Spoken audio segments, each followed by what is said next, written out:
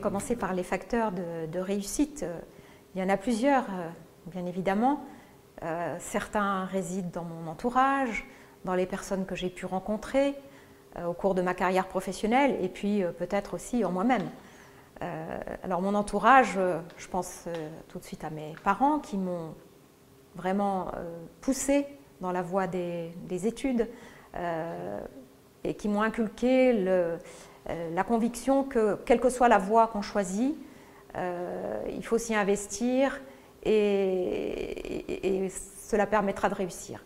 Il y a aussi mon mari qui a été à mes côtés, qui est toujours à mes côtés, qui m'a accompagnée tout au long de ma carrière professionnelle, qui a même démissionné d'un poste qu'il occupait dans une grande société marocaine pour m'accompagner aux États-Unis. Et puis il y a toutes les personnes que j'ai rencontrées en cours de route.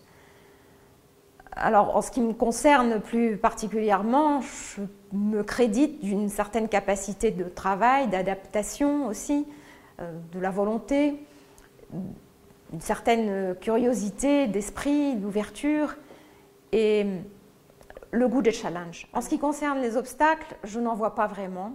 J'ai fait, je pense, à peu près tout ce que je souhaitais faire.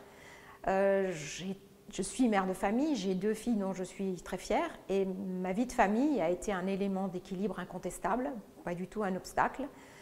Et il m'a permis de freiner mes tendances à surinvestir dans mon travail.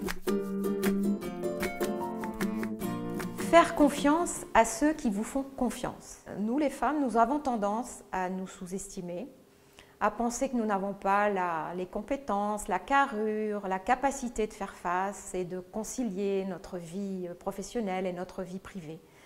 La vie m'a montré qu'en réalité, on a plus de ressources en soi qu'on ne croit et que face aux difficultés, on trouve toujours des solutions. Je vais prendre 3 exemples très différents les uns des autres pour illustrer tout de même ce que peut être pour moi un rôle modèle féminin. D'abord, ma propre mère, qui n'a pas pu faire les études qu'elle aurait aimé faire et qui a tout fait pour que ses filles fassent ces études. Et ça lui a certainement beaucoup coûté sur le plan affectif parce que pour cela, elle a dû nous envoyer en pensionnat alors que nous étions très jeunes. Un autre exemple me vient à l'esprit, celui de Simone Veil, qui fut ministre en France, au temps de Giscard d'Estaing, président qui vient de nous quitter. Et cette femme, elle a évidemment un parcours tout à fait hors norme. Hein. On sait qu'elle a été déportée et on sait quels ont été ses combats.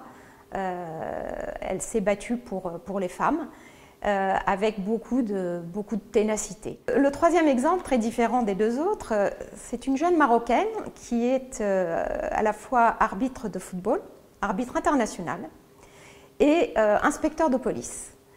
Elle est née à Taza et contre l'avis de sa famille dans un premier temps et de ses frères en particulier, eh bien, elle a persisté et elle est aujourd'hui un remarquable exemple de femme qui a su surmonter les stéréotypes, se battre pour ce qu'elle voulait faire et vraiment chapeau bas, c'est un bel exemple. Alors, je constate un double phénomène au Maroc. Une place décroissante des femmes sur le marché du travail. On comptait à la fin des années 90, 30% environ de femmes sur le marché du travail et actuellement, elles sont moins de 22%. Tout cela sans doute pour des raisons complexes et nombreuses. D'un autre côté, je côtoie des jeunes femmes, trentenaires, quarantenaires, extrêmement bien formées, très réfléchies et très déterminées à occuper des postes de responsabilité.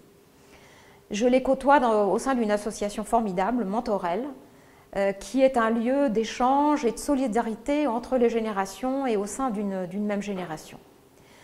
Alors, j'espère qu'à l'avenir, au Maroc comme partout dans le monde, les femmes seront de plus en plus nombreuses à occuper des postes de responsabilité. mon conseil serait osez. Ne renoncez pas, saisissez les opportunités qui se présentent à vous. Si vous ne le faites pas, un jour vous le regretterez. Pour autant, ne soyez pas trop conciliante quand il s'agit de vos droits ou quand il s'agit de l'équilibre entre votre vie privée et votre vie professionnelle. Et ne vous inquiétez pas parce que cela ne vous empêchera pas d'avancer.